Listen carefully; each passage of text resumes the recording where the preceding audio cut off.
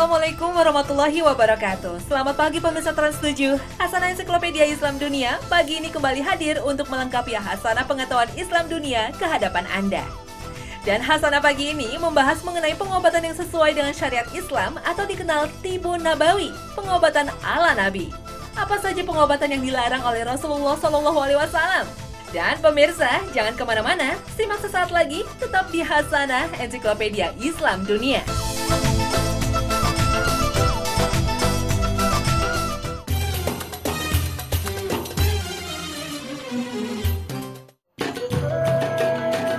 Berbagai riset kini banyak dilakukan para ahli untuk menemukan obat penawar dari semua penyakit. Rasulullah SAW mendorong umatnya untuk terus berikhtiar mengobati penyakit sebagaimana sabda Nabi. Sesungguhnya Allah tidak menurunkan suatu penyakit, melainkan juga menurunkan penawar baginya. Rasulullah juga memberi teladan berbagai pengobatan dan obat yang sesuai dengan syariat Islam. Penyakit kronis yang diderita bertahun-tahun sering membuat penderitanya putus asa dan kehilangan harapan. Selain mahal, berobat ke dokter seperti tidak ada hasilnya, hingga banyak yang mencari pengobatan alternatif. Bahkan kerap menempuh jalan pintas, berobat ke paranormal atau dukun. Mereka rela mengikuti berbagai persyaratan seperti ritual dan sesajen yang belum terbukti kebenarannya dalam menyembuhkan penyakit. Inilah perbuatan syirik, meminta pertolongan dan kesembuhan kepada selain Allah SWT. Kita dibolehkan untuk berikhtiar, untuk mencari pengobatan, tapi bukan dengan cara-cara goib yang melanggar syariat Islam. Banyak di antara kita yang tergoda dengan sebuah cerita, sebuah batu tiba-tiba menjadi ajaib, mampu menyembuhkan berbagai penyakit. Inilah sesungguhnya tipu daya setan untuk menjerumuskan manusia kepada kesesatan. Rasulullah mengingatkan dalam hadisnya, sesungguhnya jampi-jampi, jimat, dan tiwalah adalah syirik. Namun, jampi-jampi yang berasal dari Al-Quran dan hadis Nabi yang disebut metode ruqyah justru dianjurkan oleh Rasulullah tanpa meninggalkan pengobatan medis atau klinis.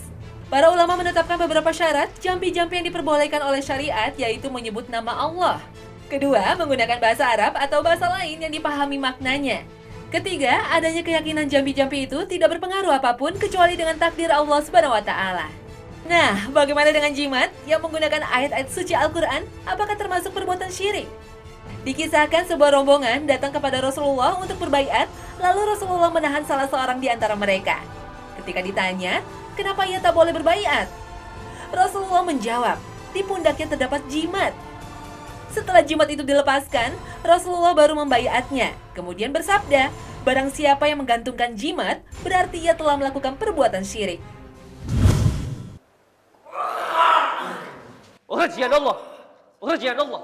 Ragam pengobatan alternatif sering ditawarkan oleh para tabib, namun tak semuanya sesuai dengan syariat Islam. Inilah sesungguhnya praktek perdukunan yang dilarang dalam Islam.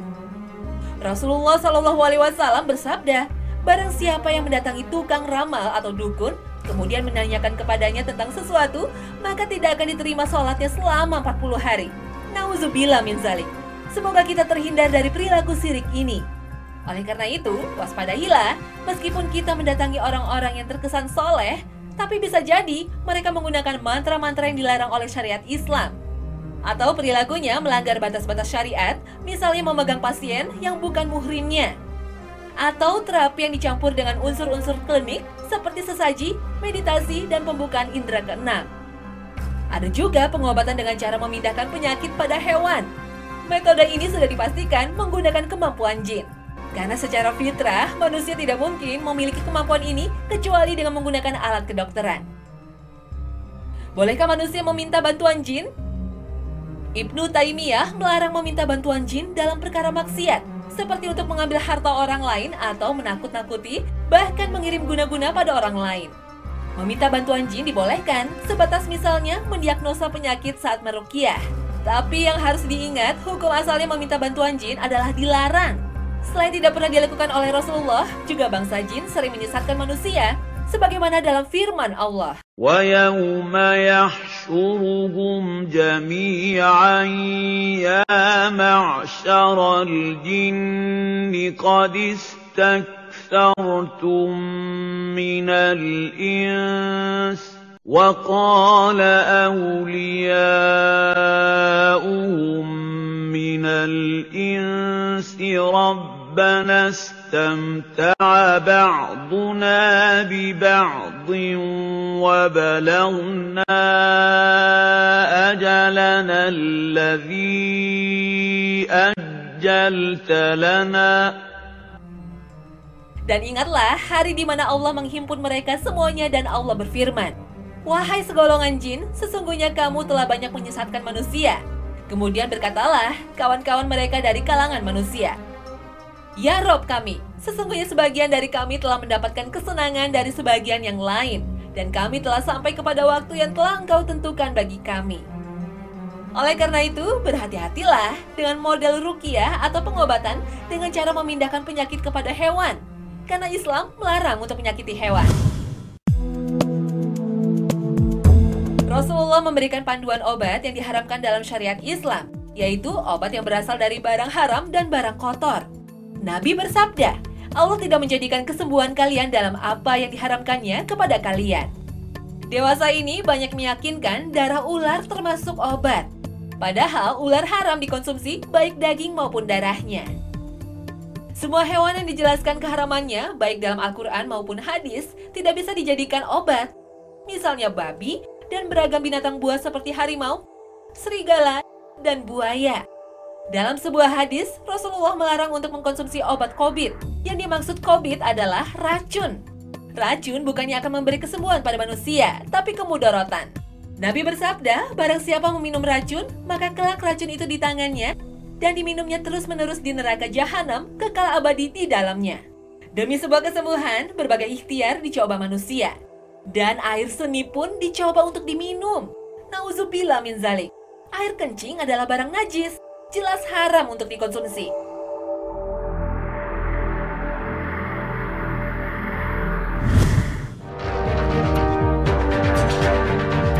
Beragam pengobatan alternatif lebih banyak merujuk pada pengobatan kuno. Metode pengobatan Kai misalnya. Pengobatan yang berasal dari Timur Tengah ini banyak berkembang di negeri Cina, kemudian dibawa oleh para Xinze ke Indonesia. Metode ini menggunakan bara api dengan cara menyudut bagian tubuh tertentu. Metode ini diyakini bisa menyembuhkan rematik dan encok.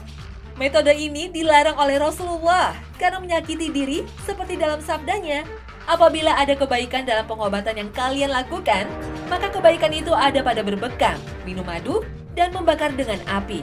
Tapi aku melarang umatku berobat dengan cara membakar dengan api." Dalam hadis lain yang diriwayatkan Abu Daud, Rasulullah mendengar salam para malaikat. Ketika beliau melakukan Kai, suara itu hilang. Dan ketika beliau meninggalkan pengobatan Kai, beliau dapat mendengar suara malaikat kembali.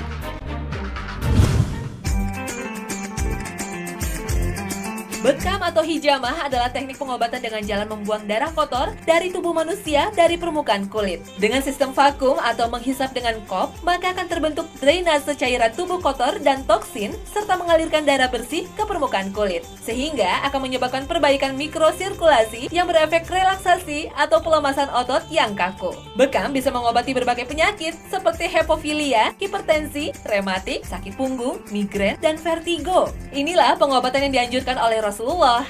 Bekam adalah pengobatan sangat kuno yang sudah dikenal pada masa kerajaan Sumeria hingga Persia. Di Cina, bekam biasa menggunakan tanduk hewan, sedangkan pada masa Nabi, bekam biasa menggunakan cawan atau mangkuk tinggi. Pada masa kini, bekam menggunakan alat yang lebih praktis, tidak lagi menggunakan sayatan pisau, tapi jarum. Sebelum bekam juga dilakukan diagnosis medis secara umum untuk mengetahui persis penyakit seseorang, seperti tekanan darah, nadi, suhu tubuh, dan telapak tangan. Bahkan menggunakan alat canggih seperti rekam jantung dan CT scan. Akurasi diagnosa penyakit akan memudahkan penyembuhan terapi bekam lewat titik kulit yang tepat. Pasien yang berada dalam kondisi fisik lemah disarankan untuk menunda terapi bekamnya. Setelah bekam, sebaiknya istirahat dan dianjurkan mandi dengan air hangat. Bekas bekam biasanya akan hilang dalam 3 hari. Dalam beberapa hadis, Nabi memberi tuntunan untuk melakukan bekam pada pertengahan bulan, yaitu tanggal 17, 19, dan 21. Ibnu Sina dalam kitabnya Al-Kanun menyarankan untuk tidak berbekam pada awal bulan karena cairan tubuh kurang aktif bergerak dan tidak normal. Dan tidak pula di akhir bulan karena cairan tubuh mengalami penurunan. Oleh karena itu, sebaiknya dilakukan pada pertengahan bulan, cairan tubuh bergolak keras dan mencapai puncaknya. Ada juga tuntunan Nabi untuk tidak melakukan bekam pada hari-hari tertentu. Namun banyak ahli hadis menilai tidak ada riwayat yang sahih mengenai perbatasan waktu untuk berbekam. Bekam ternyata bisa dilakukan dengan terapi lintah. Prinsipnya sama, mengeluarkan darah kotor. Terapi lintah salah satu pengobatan warisan Islam. Terapi yang disebut hirudoterapi ini pertama kali diperkenalkan oleh Ibnu Sina dalam karyanya The Canon of the Medicine. Metode ini banyak disukai oleh masyarakat Eropa pada abad pertengahan. Pada era modern, terapi lintah banyak digunakan untuk membersihkan jaringan penyakit setelah operasi pembedahan. Bahkan banyak dipraktekkan untuk mengobati berbagai penyakit seperti kelenjar getah bening, tiroid, kanker payudara, migrain, jantung koroner, dan diabetes. Nah, Anda ingin mencobanya? Banyak pasien yang sembuh setelah melakukan beberapa kali terapi.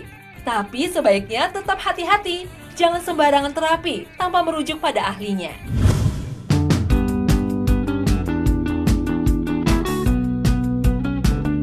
Pemirsa sana, terapi pengobatan menggunakan binatang banyak digemari karena khasiatnya. Binatang yang satu ini sudah tak asing lagi. Sengatannya tak lagi ditakuti, tapi kini diburu karena mujarab untuk mengobati berbagai penyakit. Serangga ini begitu istimewa sehingga diabadikan menjadi nama surat dalam Al-Quran, yaitu An-Nahl. Allah berfirman dalam surat An-Nahl, ثم كلي من كل الثمرات فاسلكي سبل ربك ذللا يخرج من بطونها شراب مختلف ألوانه فيه شفاء للناس إن في ذلك لآية لقوم يتفكرون. Kemudian makanlah dari tiap-tiap buah-buahan, dan tempuhlah jalan Tuhanmu yang telah dimudahkan bagimu. Dari perut lebah itu keluar minuman madu yang bermacam-macam warnanya. Di dalam terdapat obat yang menyembuhkan bagi manusia. Sesungguhnya pada yang demikian itu, benar-benar terdapat tanda kebesaran Allah bagi yang memikirkan. Madu adalah cairan yang dihasilkan oleh lebah yang berasal dari nektar bunga. Madu adalah sumber makanan bagi koloni lebah atau tawon. Sebelum menjadi madu, para lebah bekerja hingga pada bunga dan mengambil nektarnya yang kemudian disimpan dalam sarang yang berupa rongga-rongga persegi 6. Sarang lebah terbuat dari lilin yang diproduksi secara alami oleh lebah pekerja.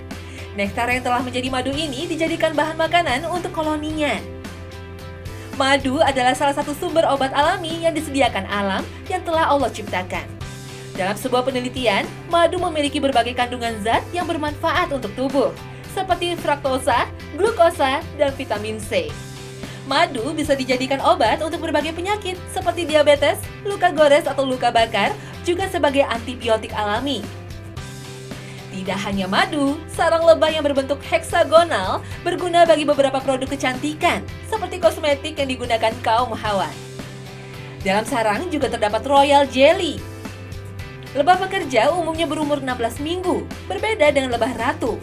Umurnya lebih lama hingga 3 tahun, karena makanan utamanya royal jelly. Karena itulah royal jelly banyak dicari orang, karena khasiatnya dapat membantu pembentukan kolagen untuk memperlambat proses penuaan dan memperbarui sel-sel yang rusak. Ternyata inilah rahasia awet muda. Nah, tak hanya madu yang memiliki banyak khasiat. Sengatan lebah yang disebut api puntur juga dicari banyak orang. Tapi tak semua tubuh tahan dengan reaksi alergi akibat sengatan lebah. Oleh karena itu, sengatan lebih harus dilakukan secara bertahap. Terapi sengat lebah sudah lama dipraktekkan oleh masyarakat kuno. Racun lebah berkhasiat untuk mengobati peradangan dan penyakit degeneratif seperti kanker, jantung, diabetes, dan Parkinson. Dalam racun lebah terkandung sedikitnya 18 bahan aktif seperti melitin dan adolapin sebagai obat anti peradangan dan analgesik. Ada lagi khasiatnya, bagi yang bermasalah dengan berat badan, ternyata sengatan lebah sangat efektif untuk membakar lemak.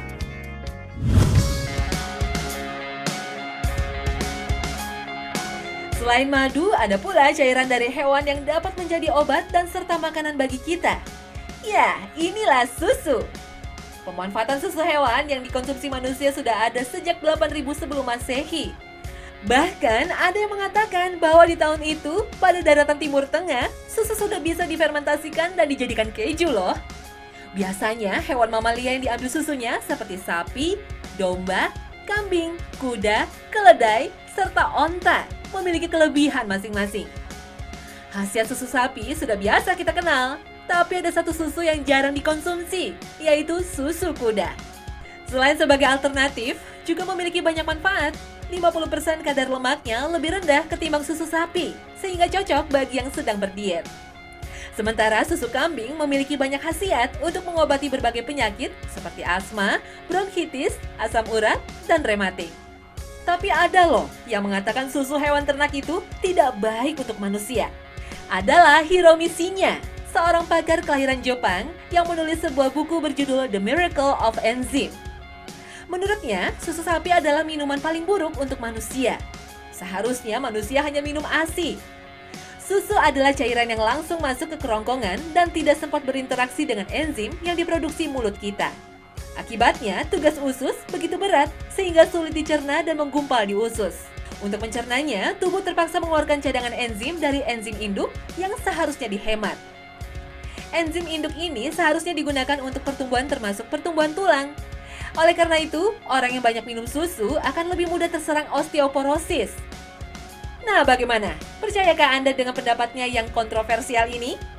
Pendapat ini tentu bertolak belakang dengan kebiasaan Rasulullah. Dalam berbagai riwayat hadis, Rasulullah gemar minum susu. Al-Quran juga menjelaskan tentang keistimewaan susu hewan ternak. Sesungguhnya bagi kalian di dalam binatang-binatang ternak ada satu pelajaran. Kami memberi kalian minum dari apa yang ada di perutnya di antara kotoran dan darah, berupa susu yang bersih yang mudah ditelan bagi orang-orang yang meminumnya.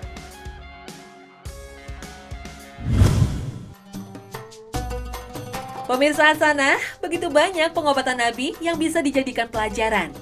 Selain dari hewan ternak, juga ada yang berasal dari tumbuhan dan buah-buahan. Kita mengenalnya dengan istilah obat herbal. Obat herbal tidak hanya menyembuhkan, tapi juga mengembalikan keseimbangan tubuh. Obat herbal diyakini tidak ada efek samping. ينبت لكم به الزرع والزيتون والنخيل والأعناب ومن كل الثمرات إن في ذلك لآية لقوم يتفكرون. Berdasarkan hasil riset, minyak zaitun mampu menurunkan kadar kolesterol dan mengurangi resiko terjadinya penyumbatan dan penebalan pembuluh darah. Hasil riset pada tahun 1999 juga membuktikan negara paling miskin di Eropa yaitu Albania memiliki angka kematian terendah. Negara berpenduduk mayoritas muslim ini rupanya gemar mengkonsumsi minyak zaitun dalam setiap masakannya.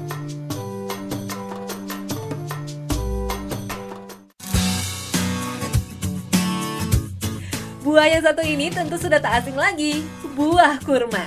Berdasarkan hasil uji klinis, kurma kaya dengan gizi, fitokimia, air, dan gula alamiah. Buah ini terbukti mampu mempertahankan kesehatan suku Baduy di Gurun Arab yang panasnya bisa mencapai 50 derajat Celcius. Kandungan fruktosa dan glukosanya menjadi sumber energi sekaligus kaya dengan asam amino. Kurma berkhasiat untuk meningkatkan kekebalan tubuh, melindungi jantung, membangun massa tulang, dan meningkatkan sel darah merah. Subhanallah.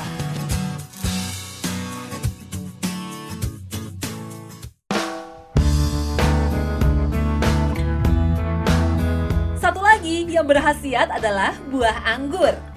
Anggur memiliki antioksidan yang tinggi, antivirus, dan anti kanker. Supaya jantung tetap sehat dan terhindar dari stroke, rutinlah mengkonsumsi anggur. Di Spanyol, anggur menjadi bagian dari tradisi yang disebut Batalla del Vino. Inilah tradisi siram-menyiram anggur yang sudah berlangsung sejak tahun 1906. Tentu perilaku mubazir ini tak patut dicontoh oleh umat Islam ya. Tidak hanya tradisi makan anggur, masyarakat Eropa biasa minum wine, minuman hasil fermentasi dari anggur. Minuman yang satu ini jelas hukumnya haram karena mengandung alkohol dan dapat memabukkan. Begitulah sunatullah. Ada banyak hikmah di balik semua larangan Allah dan Rasul-Nya. Semua pengobatan yang dicontohkan Rasulullah dan ditulis dalam Al-Quran merupakan anugerah bagi umat manusia. Sebuah pelajaran bagi hamba-hambanya yang beriman dan berpikir.